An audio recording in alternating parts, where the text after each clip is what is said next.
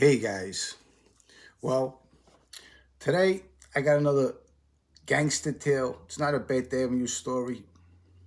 There's a lot of guys from Beth Avenue in this story, but it's a pretty good story about the Lucchese crime family.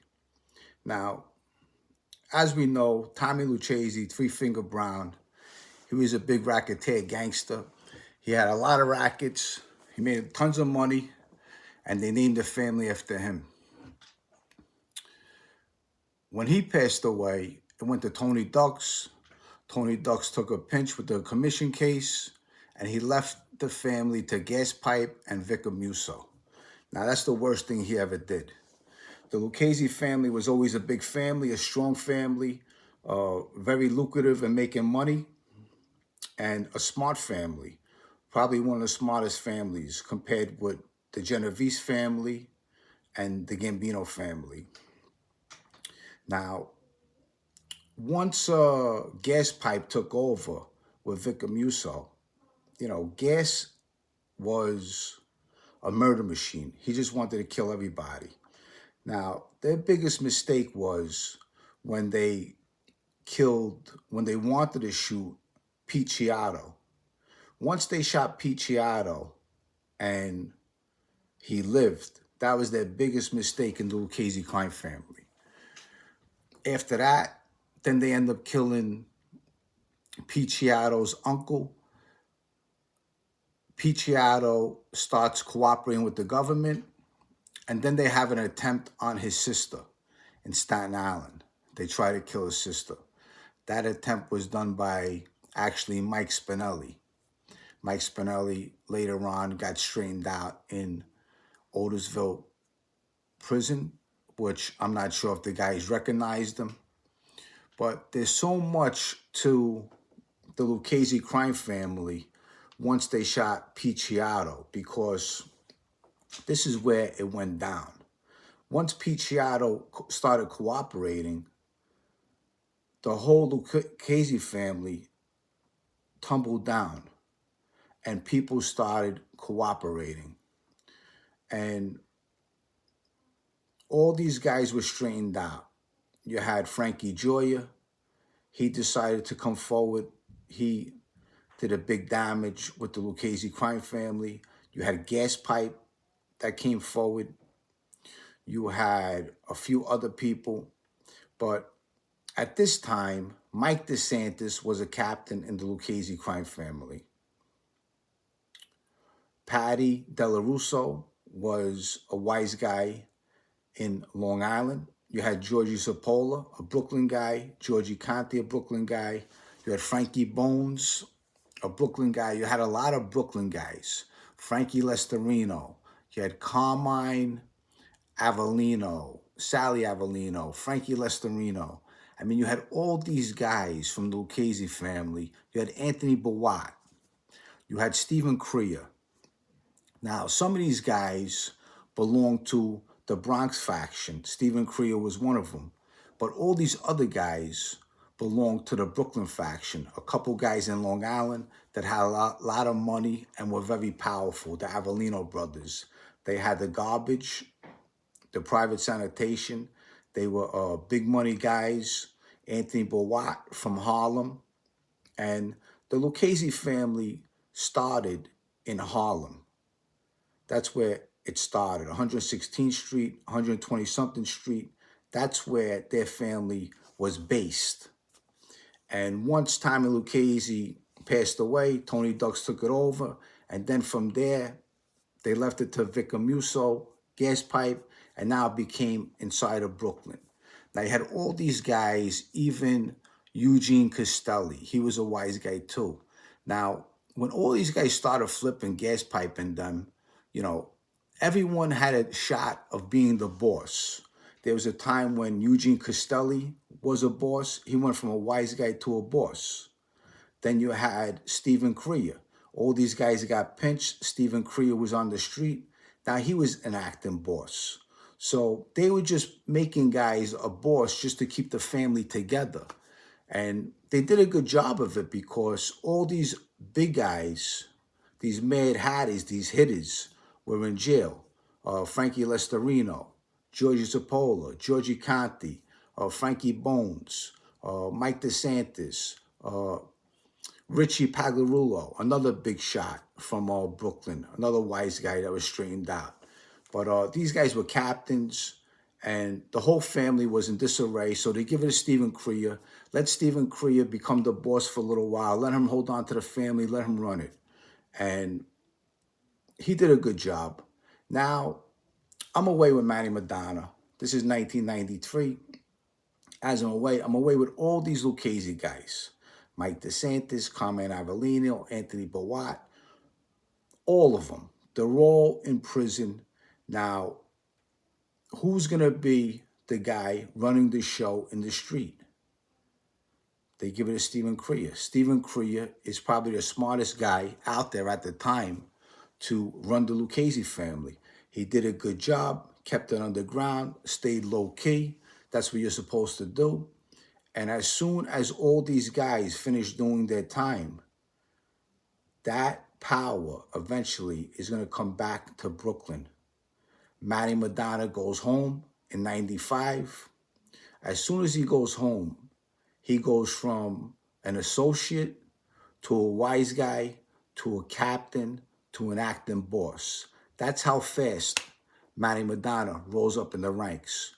I'm going to tell you why. Because Manny Madonna did over 33 years in prison at the time. And when you do time in prison, you get a lot of respect. And he was very close with the Lucchese crew. All these guys always dabbled in drugs back in the day. Anthony Bawat was a big heroin guy. He's a Harlem guy. And they all knew each other coming up when they were kids. And a lot of these guys went to prison, who became rich, who invested their money legitimately, who were broke guys, who were in the street. But all these guys later on came together and they ran the family. Now, at this time, in the street, when Stephen Crea was running the family, you had the Brooklyn faction that actually conspired to kill Stephen Crea. It never happened, but they spoke about it. They also conspired to kill Patty Dellarusso. He was another guy that they wanted out of the picture. They felt that, that power belonged in Brooklyn. It didn't belong in the Bronx. And, they didn't want a Long Island guy to have it either. But they had personal issues with other guys in that family. That's just how the mob is. Not everyone inside of a family likes each other. In all honesty, they really despise each other. This one don't like that one don't like that one. And it's a lot of envious and jealousy going on. So at the end, Manny Madonna comes home. He becomes the acting boss. Stephen Crea becomes the underboss. And as time goes by, who else is going to become the boss? Mike Desantis comes home. He takes over the family. He's very close with Vic Amuso. Word got back to Vic. It's got to go back to Brooklyn. The power has to go back to Brooklyn. Now, who's a better guy that deserves it? Mike Desantis. Mike Desantis in the street was a gentleman, a tough guy, a wise guy, became a captain, had his own crew, kept his mouth shut when he took a pinch, did 21 years, came home strong, has tons of money, and he's a great guy to become a boss and run the family. You really don't hear about the guy, and he keeps everything low key, and he don't keep idiots around him. He's a smart guy, legitimate guy. So, who becomes underboss? Patty Dellarusso. Patty Dellarusso was very close with Louis Daydon, and they gave it to Patty. Let Patty become the underboss. He's in Long Island. That's a smart move. Mike Desantis is in Brooklyn, and we'll keep everyone close, and we'll keep a tight-knit family of the Lucchese crime family. Now, as we know, the crime families aren't as strong as they once were. You go home and you get straightened out after you do a prison bid. And it's real easy today. If you've got a 5-year bid, right away, they're looking to straighten you out once you're home. And, you get into maybe a legitimate business, or you get into some kind of racket. I mean, there's all kinds of businesses to get involved in now if you're a wise guy. If you got money, you get into a restaurant business, maybe a tire business, a car wash business, an auto shop business, something like that. That's the best move to do today. If you're a wise guy, get into some kind of business like that, make some money on the street, put your money legit. And that's what Mikey Desantis does. He makes his money legit. And Patty Dellarusso was a good guy. I was away with all these guys. And that family is very strong right now.